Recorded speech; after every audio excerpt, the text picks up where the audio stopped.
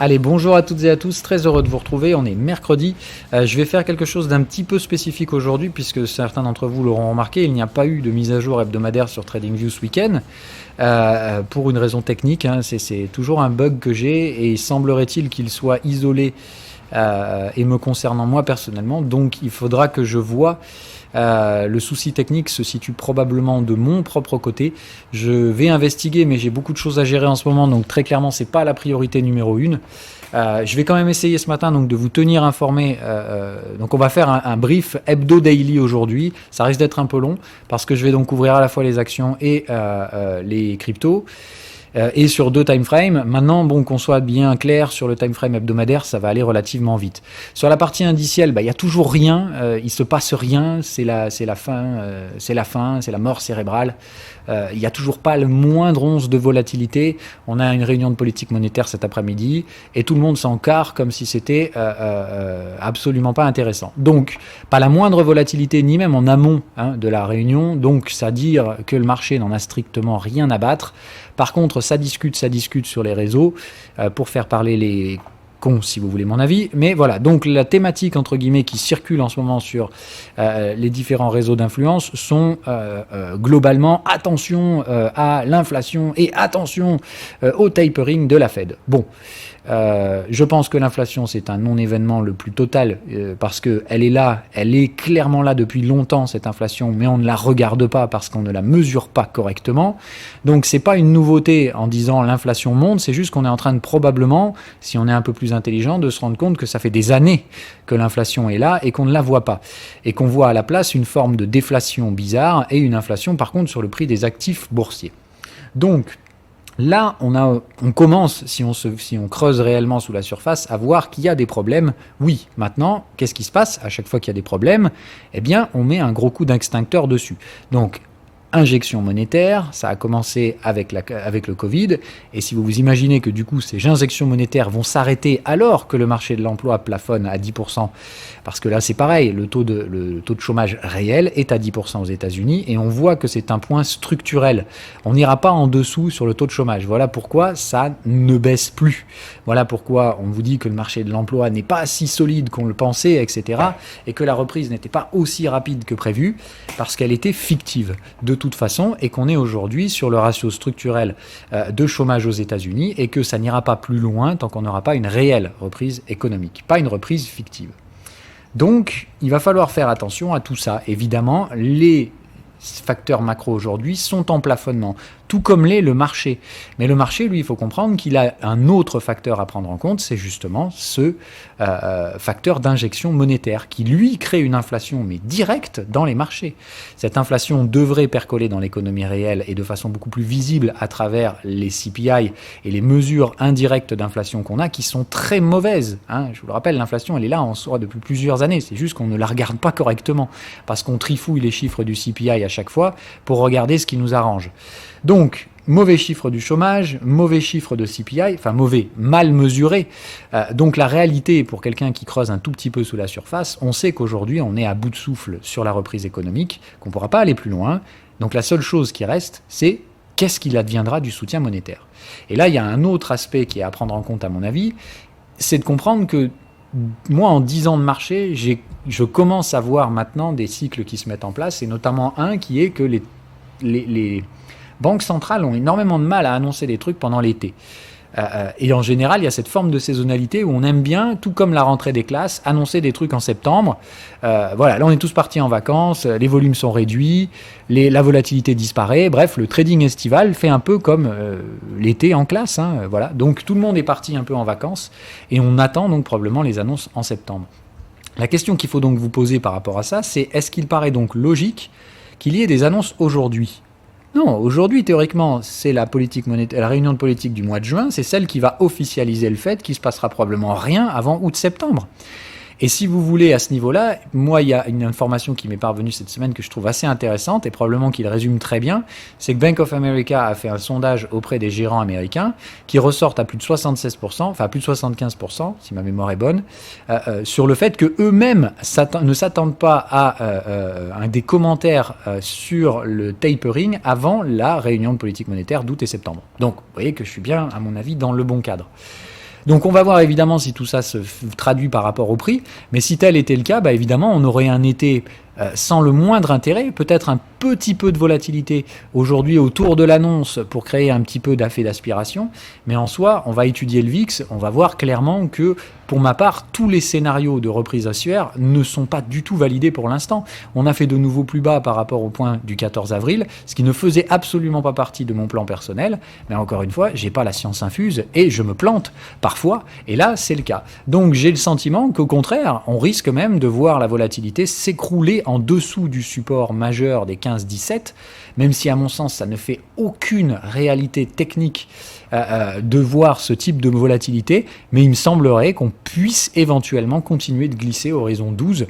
Alors je vous ai déjà averti sur la dangerosité de faire ce genre de truc alors que les métriques de l'économie réelle ne sont pas du tout alignées avec les valorisations de marché. Donc, clairement, empiler des risques, oui, mais les gérants, eux, se disent que la Fed ne pourra pas, de toute façon, commencer à couper le robinet, sinon elle catalysera une baisse très brutale des marchés.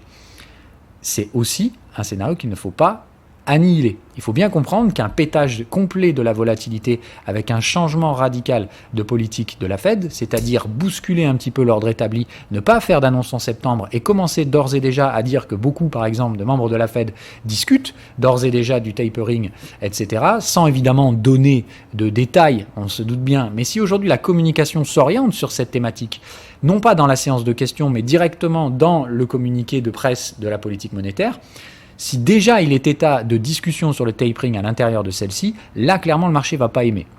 On l'a vu, la volatilité peut sauter très rapidement jusqu'à des zones de 45, il n'y a pas de résistance entre tout ça. La dynamique actuelle tendrait à laisser à penser qu'on va continuer de baisser et de glisser sous ce support des 15 pour aller chercher pourquoi pas 12, les anciens supports qu'on avait ici, et pourquoi pas tenter éventuellement de glisser dessous. Voilà un petit peu les prochains objectifs de volatilité. Alors attendez, je vais me mettre sur des UT supérieurs. Voilà. Essayez éventuellement de glisser sous ce point bas ici. Tac. Si on veut essayer de voir ce que ça nous donnerait, si j'arrive à le choper. Voilà. Donc ça nous ferait un objectif, essayer de glisser sous les 13,38. Alors glisser, ça veut dire que voilà, on y voit qu'ici c'est là qu'on retrouve le canal de tendance en daily. Donc voilà, tout m'invite à penser qu'on pourrait très bien avoir un petit rebond de volatilité, mais tant qu'on n'arrive pas à casser ça, c'est-à-dire 20, il est possible que ce rebond à 20 catalyse derrière une refonte de la volatilité, etc. Donc les niveaux de volatilité à surveiller sont pour moi le canal de tendance daily au niveau de la résistance, si jamais on voulait se faire un petit peu peur, donc ne pas nécessairement rentrer dans une forme de cataclysme, parce que de toute façon derrière sur la volatilité, on voit bien qu'il s'agit d'un marché cyclique. Il y a ici la rupture baissière qui s'est mise en place, c'est-à-dire ici on a fait la rupture du cycle à l'achat, on a cassé le cycle vendeur, et on a fait quoi derrière ? Eh bien on est venu casser un cycle acheteur. Ici ce cycle n'a pas réussi à se terminer, il s'agit donc d'une cassure. Donc on a eu cassure haussière puis cassure baissière, c'est vraiment le V-bottom classique, on a enfermé tout un tas de vendeurs sur les zones de troisième borne, et évidemment derrière on voit que le marché agit totalement de façon cyclique. Alors ici il y a eu un petit shift dans le cycle, une petite erreur, mais on voit qu'en soi ça a rapidement été corrigé derrière par le marché. Et depuis on agit de façon cyclique. Et là on est toujours pour l'instant au sein d'un cycle vendeur qui n'est pour l'instant pas terminé. Donc attention à ne pas anticiper les changements radicaux de politique monétaire, il me semble que c'est dangereux d'anticiper des baisses très brutales. Maintenant, de les ignorer, je trouve ça d'une bêtise affligeante. Autrement dit, on est toujours enfermé dans les mêmes problématiques sur la gestion du marché action. Il n'y a pas assez de volatilité. Cette volatilité pourrait littéralement partir en couille, ce qui veut dire qu'avoir un portefeuille long only sur des actions très très très risquées, ça me semble stupide. Maintenant, on va être rationnel. Si on fait une analyse indicielle, on voit que les seules choses qui ont rebondi depuis ces derniers jours sont des grosses techs et des secteurs plutôt offensifs. Les secteurs défensifs, financières, immobilières, etc., sont plutôt peu recherchés. Donc là, on voit qu'on est plutôt en mode risk-on sur le marché à l'amont de la Fed. Ce qui me semble m'indiquer personnellement que le marché n'est pas vraiment en mode il va se passer un truc cataclysmique, plutôt en train de faire le pari inverse, il va rien se passer. Du coup, essayons de grappiller un échelon de plus sur les indices. Donc, toujours le même paradigme pour ma part. Un sursaut de volatilité pourrait éventuellement se produire si on entend parler peut-être de tapering, etc. mais je doute que ça puisse nous pousser au-delà des 22. Par contre, en cas de débordement des 22, là, ça pue la merde, et je préfère être franc. C'est direction 45, hein, c'est-à-dire qu'il faudra casser ces zones-là, et là, on ira sur des baisses beaucoup plus marquées et beaucoup plus sensibles, avec probablement derrière des effets collatéraux qui pourraient se mettre en place. Donc, attention aux effets systémiques de volatilité. Je prévois toujours pas de crack majeur, mais par contre, des flash cracks sont tout à fait envisageables, surtout si on venait à avoir des baisses ciblées sur des très grosses valeurs, pour ne pas les citer. Voilà. Donc ça, c'est pour le compartiment action. Attention, encore une fois, au risque de volatilité. Ne faites pas de paris contre tendance, c'est beaucoup trop risqué et c'est déjà c'est déjà immensément complexe pour les expérimentés d'essayer de gérer pour nous la gestion d'un portefeuille. Donc comprenez que vous essayez de jouer les permabères ou les permaboules, c'est clairement l'erreur number one à ne pas faire. Donc n'oubliez pas des prises de profit partielles si vous avez acheté les points bas Covid, ça devrait être fait depuis longtemps normalement, et n'anticipez pas les ventes, c'est stupide, et pour l'instant c'est une stratégie qui, même pour les expérimentés, c'est-à-dire avec des notions de timing et de gestion du risque que vous n'avez pas, ça n'est que des pertes pour moi. Cette année, les positions de couverture sont toutes perdantes, pratiquement toutes. Donc, clairement, c'est pas un bon scénario pour l'instant, mais voilà. Moi, je ne veux pas laisser un portefeuille non couvert pour l'instant. Je suis pas du tout à l'aise dans ce marché-là. Voilà. Ça, c'était pour le compartiment action. Pour le compartiment crypto, on a quelque chose d'assez intéressant ce matin, et on va faire donc 2 points. Un point sur la situation hebdomadaire, donc le brief que j'aurais voulu vous faire en hebdo, et le point plus court terme. Donc sur le point de vue daily hebdo, toujours la même chose. Pour moi, le cycle baissier s'est terminé. On est en train de constituer un pullback, et la forme extrêmement violente qu'on a connue, qui se transmet sous forme d'un renversement très brutal de contexte à contexte, me laisse à penser que la volatilité ici est plutôt amenée à se réduire, plus qu'à augmenter, c'est-à-dire toujours former des triangles.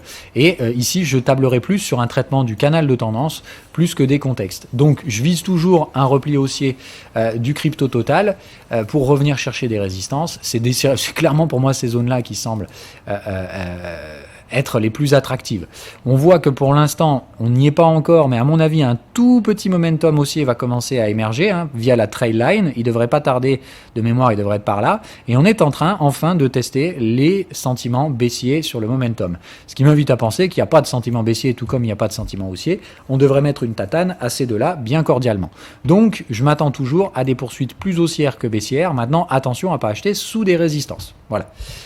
Sur Bitcoin, plus spécifiquement, puisque c'est lui le leader et que pour l'instant la dominance est toujours assez forte, c'est-à-dire on va faire dominance d'abord. Donc on a un repli haussier de la dominance. Attention, ça se fait en une vague, même si pour ma part, je trouve qu'ici, à l'arrivée sur ce canal de tendance, il n'y a juste absolument aucune chance que ça passe à la hausse. J'ai plutôt l'impression ici qu'il va falloir être prudent sur les timings. J'ai l'impression qu'on peut très bien rester à plat dans cette zone de dominance proche des 46. Maintenant, je parierais plutôt ici sur une reprise baissière, c'est-à-dire une forme de triangle avant de réattaquer probablement à la fin de l'été. Alors maintenant, attention avec les timings, on peut très bien vous faire un triangle comme ça, c'est-à-dire beaucoup plus long, et ne réattaquer peut-être qu'en août-septembre. J'ai l'impression que la dominance est neutre et non pas haussière. Je ne vois absolument pas comment on pourrait tenter de rechercher un vrai prix vendeur dans ce type de contexte-là. On est en très forte tendance baissière. Normalement, ce canal de tendance ici devrait être revendu.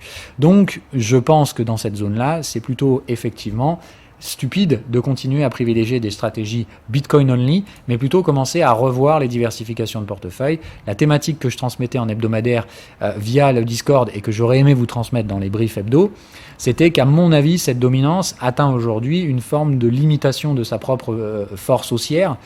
Donc Bitcoin ayant marqué son bottom, et on l'a vu dans l'émission de la semaine dernière sur cette chaîne YouTube, que j'avais une confiance assez légitime dans ce bottom, confiance technique bien sûr. Donc pour ma part, j'avais pas de mal à poser les couilles sur la table et dire je pense qu'on a le bottom Bitcoin. La question qui me taraude maintenant, c'est est-ce que ce même bottom va enfin être confirmé sur les haltes majeures? Et c'est ce sentiment que j'ai. Maintenant, pour l'instant, la dominance qui poursuit sa lente agonie haussière me prouve plutôt l'inverse. Donc je suis, on va dire, attentiste sur les prix de la dominance, particulièrement donc sur cette zone de canal de tendance. Comme on traite toujours dans un contexte, moi c'est le 4 heures, le time frame de référence qui m'interpelle sur cette cette dominance. J'ai des structures d'exit, ce qui m'invite à clairement pas être haussier sur ces machins-là. Maintenant, on tergiverse à l'intérieur de ces contextes. Tant qu'on ne vient pas taper le canal de tendance, je ne pourrai pas statuer de quoi que ce soit de réellement fiable à ce stade. Donc je surveille, et avec les expérimentés, on surveille les structures d'essoufflement à court terme, et elles sont là. Mais pour l'instant, on n'a pas de validation sur le prix, sur la mesure de la dominance. Donc, on reste dans ce schéma. Bitcoin est toujours, jusqu'à preuve du contraire, celui qui donne le schéma. Mais par contre, les altcoins devraient réaliser quelque chose dans les prochaines heures et les prochains jours, puisque horizon 4 heures, donc on va dire horizon 4 heures daily, donc horizon la fin de semaine, je pense, ou peut-être la semaine prochaine, on devrait avoir cette réponse que je recherche. Donc d'un point de vue technique sur Bitcoin, puisque donc si vous comprenez le message, pour l'instant, il faut toujours regarder Bitcoin tant que la dominance n'a pas tranché. Et à mon sens, ici, beaucoup de choses se produisent. Je vais même aller très clairement à l'essentiel. Il y a eu une espèce de branlette cérébrale complètement folle autour de la pattern de Wyckoff quand on était sur la distribution, tout ça.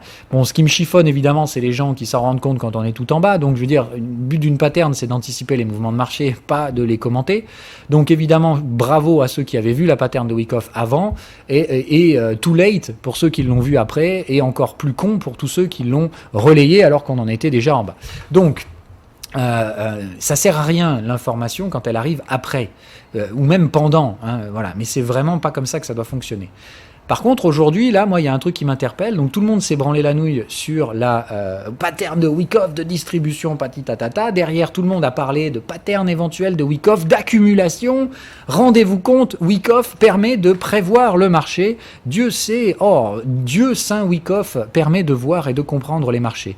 Alors ça, toujours, ce sont les biais d'incertitude. C'est-à-dire, on est dans des ranges, il y a beaucoup d'hésitation et les gens cherchent à coller des étiquettes partout parce que sinon, ils sont très inconfortables avec le sentiment de ne pas savoir. Alors que personne ne sait, et ça fait 10 ans que je ne sais pas, et surtout, comme tout le monde, j'ai passé pas mal d'années à essayer de comprendre avant de comprendre qu'il n'y avait rien à comprendre. Et ben voilà, donc aujourd'hui, même s'il est déjà un peu tard à mon avis, mais on en a déjà parlé plusieurs fois, et personnellement je l'ai surveillé du coup, dans son développement dans le temps, et ben voilà les cocos, hein. Moi je suis désolé, mais je pense qu'on est sur la fin d'une pattern de distribution, d'accumulation de Wyckoff. Tous les schémas sont là, et pour moi ils sont juste absolument parfaitement respectés, que ce soit dans leur psychologie, etc. Donc, moi, j'ai produit du travail à ce niveau-là parce que effectivement, je sentais bien la probabilité de voir ce type de pattern se profiler ici. Maintenant, qu'on soit bien clair, la complexité de cette pattern liée à la psychologie associée à chacune des vagues, etc., la modularité, parce qu'évidemment, chaque pattern ne se reproduit jamais de la même façon. Mais ici, j'ai trouvé des plans assez intéressants et on voit que la psychologie de cette pattern a été respectée. Dans le sens où, évidemment, ici, le ST2, ST4 n'ont pas été faits en deux phases, mais ici, on peut constituer tout simplement donc, la phase de rebond. Hein. Pour moi, le test 5 que vous avez ici, ça correspond à peu près à ça. Ça a été fait, on va dire, de manière peut-être un peu plus rapide. Ici, on voit bien, et c'est assez intéressant, ce qui m'intéresse, c'est ce schéma-là, et de voir qu'on a une baisse ici avec une structure tendancielle.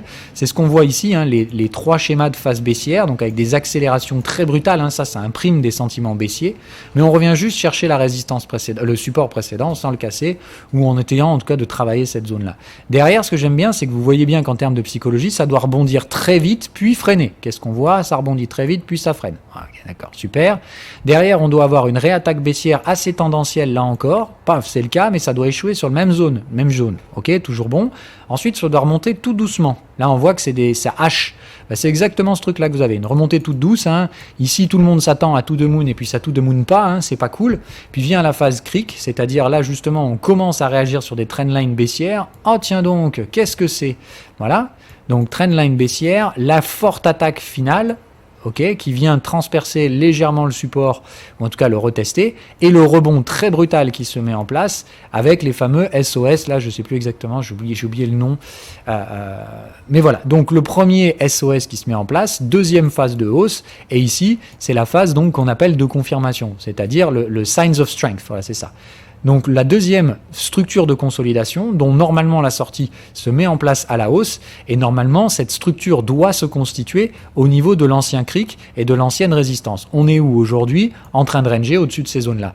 Bon, pour moi, toute la psychologie de cette pattern est là, les structures techniques sont respectées. Bref, pour moi, l'accumulation, c'est fini sur Bitcoin, ce qui veut dire qu'aujourd'hui, on est en train de donner normalement le signal de force qui devrait réamorcer enfin les tendances haussières. Maintenant, attention, marquer les bottoms de range. Tendance haussière, on n'y est pas encore, il faudra trader les zones de troisième borne qui se trouvent beaucoup plus hautes.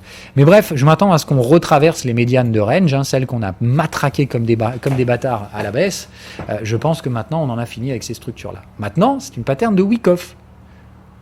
Moi, week-off, ça n'a jamais fait partie de ma stratégie.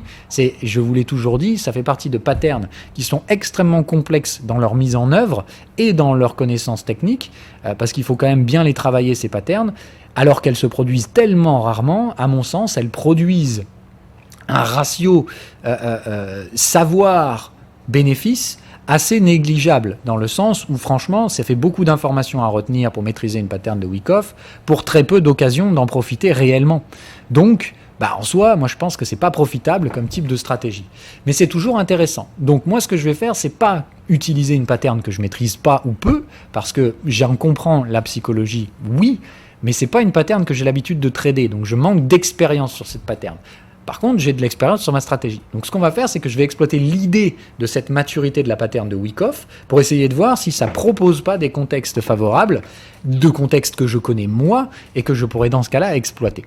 Autrement dit, puisque on l'a vu dans la psychologie, il s'agit donc d'exploiter une phase de range à court terme dont la sortie haussière casserait enfin et durablement la résistance, on va essayer de trouver un time frame où ça range. Voilà.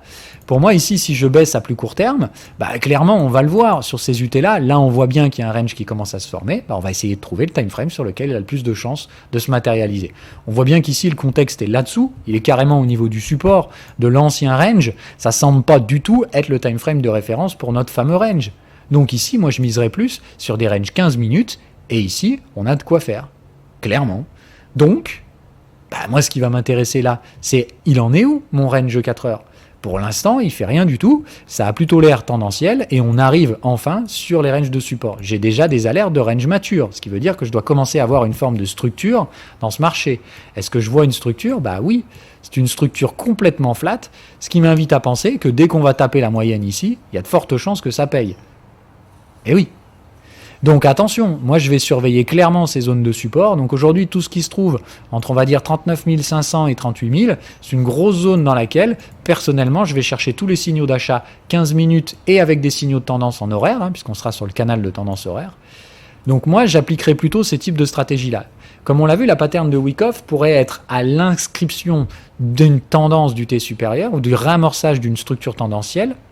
Donc il me semble qu'il faut une stratégie de type tendance et une stratégie de type range. Pour ceux qui sont débutants, comme je dis, moi j'exploiterai plutôt le fait que le range est mature. Donc la troisième borne se trouve probablement par là en double top. Pour ma part, tout franchissement haussier des 41 000, c'est un achat. En breakout, d'accord ? Donc là, il faut être jaune pour savoir faire ça. Sinon, toute stratégie de repli dans le bas de range et test de la moyenne, il me semblerait que ça peut être exploitable, comme là aussi une stratégie d'achat en suivi. Donc évidemment, achat de la moyenne me paraît être une deuxième probabilité technique que je connais. Là aussi, c'est du suivi de tendance égale stratégie pour les jaunes, pour ceux qui savent exploiter. Donc soit breakout de troisième borne, soit achat de la moyenne, pour des stratégies suivies de tendance. Sinon, attendre ici, plutôt en horaire, sur le canal de tendance, un signal de tendance au momentum. Ça, c'est plutôt, on va dire, du niveau jaune débutant, c'est-à-dire essayer de retrouver quelque chose qui ressemble à un pullback. Dans ce cas-là, on travaillera sur l'overlap de la vague précédente, et ici, plutôt, on va dire, sous le canal de tendance, avec de préférence la fin de ce cycle vendeur, et des signaux tendanciels au niveau du canal de tendance, avec des stop-loss qui seront donc placés au niveau du contexte, puisque dans ce cas de figure-là, le marché ne doit plus atteindre le contexte si on est bien dans ce schéma technique. Voilà donc tout ce que j'ai à vous proposer pour ma part sur le Bitcoin. Pour les altcoins, gros point d'interrogation. Moi, je favorise toujours la baisse de la dominance, mais je ne suis pas devin non plus. Donc, très attentiste pour l'instant sur les alts. Bitcoin, c'est le maître à penser. Et clairement, pour moi, un Bitcoin qui franchit sa zone des 41-42 000 avec l'activation et la terminaison donc de cette pattern de week-off serait tout simplement le signe que le marché crypto n'est jamais entré en marché baissier, qu'il a juste fait parler beaucoup de cons sur les réseaux. Voilà mon avis.